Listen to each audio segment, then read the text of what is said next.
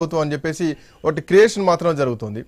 But development కనిపిస్తోందా లేదంటే ఇప్పటికీ అదే స్టాండ్ మీద ఉన్నారనుకోవాలా? రేగర్ లక్ష్మణరావు గారు, ఐ హోప్ మీరు కూడా ఈరోజు జగన్మోహన్ రెడ్డిని కలిసినట్టు కనిపిస్తోంది, ఎక్కడో చూసా. శ్రీకాంత్ గారు, మీకు పెద్దలు ఉన్న పెద్దలకి ఐఎన్ఎస్ వీక్షలకి యాజమాన్యానికి హృదయపూర్వక నమస్కారాలు. ఈ రోజున జగన్మోహన్ రెడ్డి గారిని మరి కలవడం జరిగింది. గట్టిగా పోరాడమని చెప్పారు. ప్రజా సంస్థల పైన నిరంతరం కూడా మీరు మీ గళాన్ని వినిపించండి, పార్టీకి సపోర్ట్ గా ఉండండి, ప్రజలకు సపోర్ట్ గా ఉండండి అన్నారు. ఖచ్చితంగా మా వంతు బాధ్యత నెరవేరుస్తాం, ప్రజల వైపు మాట్లాడుతాం, ప్రజా గళాన్ని వినిపిస్తాం. శ్రీకాంత్ గారు, ప్రజా సమస్యలు మీ దృష్టిలో లక్ష్మణరావు గారు, ప్రజా సమస్యలు మీ దృష్టిలో ఏమున్నాయి అనుకుంటున్నారు? పాయింట్కి వస్తాను.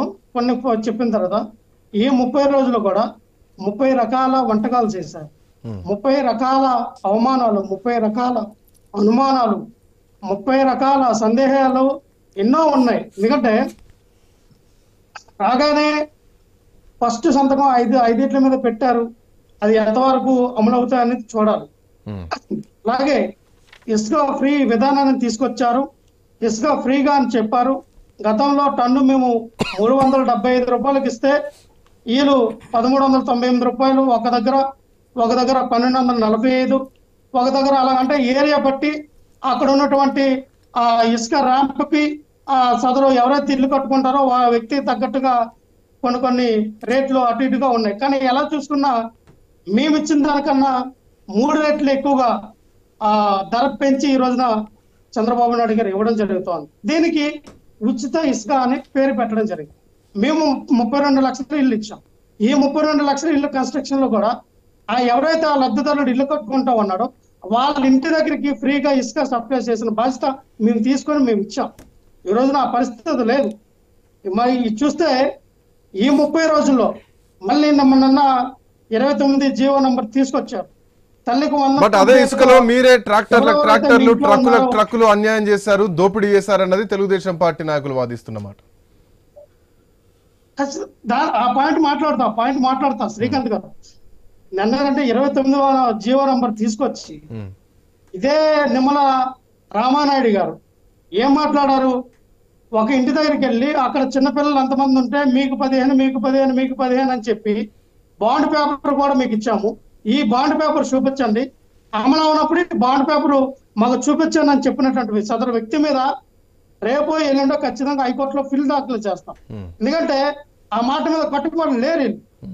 ఎంతమంది ఉన్న అంతమందికి అమ్మఒడి అమ్మని తల్లికి వందనం ఇస్తానన్న వ్యక్తులు ఈ రోజున ఒక్కరికే ఇస్తాం, 75% హాజరు ఉండాలి ఆ సదరు విద్యార్థికి, అది కూడా అని ఈ నిబంధనలు తీసుకొచ్చారు. కండిషన్లు పెట్టారు. నిబంధన మంచిదే కదా, 75% హాజరు ఉండాలి స్కూల్కి వెళ్ళే విద్యార్థులకు. అది మంచి నిబంధనే కదా, అది ఒక నిర్బంధంగా ఉండాల్సిన. ఈ రోజు ఒకరిగా కదా పరిమితులు చేశారు. బాండ్ పేపర్ దేనికి ఇచ్చారు? అందరికి ఇవ్వకపోతే మమ్మల్ని అడగండి అన్నారు రామానాయుడు గారు. సో ఖచ్చితంగా ఇది సీటింగ్ కేసు కింద ఖచ్చితంగా ఆయన మీద మేము రిట్ ఫైల్ చేస్తాం ఖచ్చితంగా. ఇంకోటి అన్నారు ఇసుకని మేము దోచుకోమన్నారు. సార్ 80 లక్షల మెట్రిక్ టన్నుల ఇసుక ఏదైతే మేము నిల్వ చేస్తే వర్షాకాలం దగ్గరగా వస్తా ఉంది, అందుకే ప్రజలకి ఉపయోగపడాలని మేము నిల్వ చేస్తే అందులో 40 లక్షల మెట్రిక్ టన్ ఇసుక వీళ్ళు అప్పుడే దోసేశారు, కాజేశారు, బ్లాక్ లో అమ్ముకుంటా ఉన్నారు. మిగతా 40 లక్షల మెట్రిక్ టన్నుల ఇసుక మాత్రమే వీళ్ళు ఫ్రీ ఇసుక కింద చూపించి ఇక్కడ కూడా దోసుకోవడం మొదలు పెడతా ఉంది. ఒకటే శ్రీకాంత్ గారు, వాడిని గమనిస్తూ ఉన్నాం. రోజు రోజుకి చేసిన యొక్క పరిణామాలు ఎలా ఉన్నాయనేది ప్రజలు కూడా గమనిస్తూ ఉన్నారు. ఒకటే మాట రాగానే ఏమంటారు? జగన్మోహన్ రెడ్డి గారు అప్పులు చేశారు, జగన్మోహన్ రెడ్డి గారు ఆంధ్రప్రదేశ్ లో అప్పుల పాలు చేశారని చెప్పి నిర్మలా సీతారామన్ గారు ఎన్ని లక్షల అప్పులు చేశారనేది కూడా క్రిస్టల్ క్లియర్ గా చూపించడం జరిగింది. ఏదైతే FRBM లిమిట్స్ ప్రకారంగా మీరు తీసుకున్నటువంటి 1,77,000 కోట్లకి చెప్పినటువంటి నిర్మలా సీతారామన్ గారు చెప్పడం జరిగింది. అప్పుడు గత ప్రభుత్వం చంద్రబాబు నాయుడు గారు ఉన్నటువంటి 2 లక్షల పైగా ఉన్నటువంటి అప్పు ఇప్పుడు దాదాపుగా 4 లక్షల పైన ఉన్నటువంటి అప్పుని ఈ రోజు నాకు చూపించడం జరిగింది. మళ్ళీ ఏమంటారు?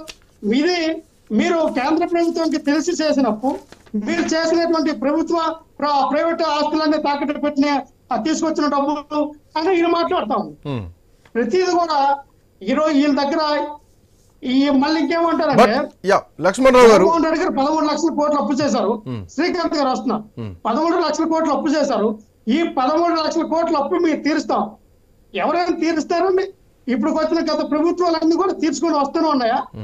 తీర్చుకొని వస్తే ఎప్పుడో కాంగ్రెస్ ప్రభుత్వం వచ్చినప్పుడు ఈయన 90 నుంచి అధికారంలో ఉన్నటువంటి చంద్రబాబు నాయుడు గారు చేసిన అప్పులే కదా ఒకటి పెరుగుకొని వచ్చినాయి. సో వాళ్ళు అప్పులు చేశారు. అది మీరు తీర్చేటువంటి వెసులుబాట్లు అంటే రాష్ట్ర అప్పులు ఇంట్ల కోసం వ్యక్తిగతంగా ఏం చేయరు కదా, అభివృద్ధి కోసం ప్రజల సంక్షేమం కోసమే చేసేటువంటి అప్పులే ఉంటాయి. అది కార్పొరేషన్ త్రూ చేస్తారా, లేదంటే బిడ్ల నుంచా, బాండ్ల రూపం నుంచా, లేదంటే ఇంకేమైనా ల్యాండ్ల రూపం నుంచా, తాకట్ట, ఏదో ఒకటి ఒక ఇన్కమ్ రావాలంటే దానికి కొన్ని సోర్సెస్ వెతుక్కుంటా ఉంటారు. బట్ మీ ప్రభుత్వంలో అప్పులు తీర్చకపోను, దాని కనీసం అప్పులు తీర్చేటువంటి పెట్టుబడులు తీసుకురాకపోవడాలు, ఒక అంటే జనరేషన్, పవర్ జనరేషనా లేదంటే మనీ జనరేషనా, ఇట్లాంటి వ్యూహాత్మకంగా పరిశ్రమలు తీసుకురావడంలో, పెట్టుబడులు తీసుకురావడంలో వీటిల్లో మీరు విఫలమయ్యారు. సో ఆ అప్పులు కూడా పెరిగిపోయాయి. ఇప్పుడు అప్పులు తీర్చడానికి వీళ్ళు కొన్ని పరిశ్రమలు తీసుకురావడమే కానీ, లేదంటే ఓఆర్ఆర్ లాంటి, ఔటర్ రింగ్ రోడ్ లాంటి ప్రతిపాదనని కేంద్రం నుంచి ఓకే చేయించడం కానీ, కొన్ని కంపెనీలను తీసుకొచ్చేటువంటి ప్రయత్నం చేస్తున్నారు కదా. సో ఈ నెల రోజులలో ఒక గుడ్ హోప్ మాత్రం కనిపించింది అనుకోవాలా?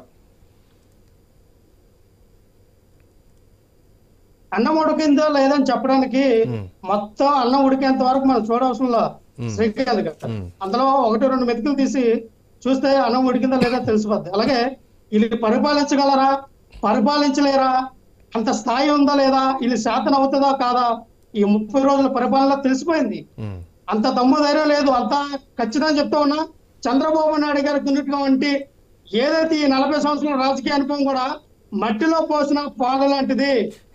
ఎందుకు పనికిరాదు? ఎందుకంటే ఆయన కింద గిలగిల కొట్టేసుకుంటారు. అయ్యా 1 లక్ష కోట్లు. వస్తాను లక్ష్మణరావు గారు, మీ దగ్గరకు వస్తాను. ఒక చిన్న బ్రేక్ తీసుకుందాం, ఒక చిన్న కమర్షియల్ బ్రేక్ తీసుకుందాం.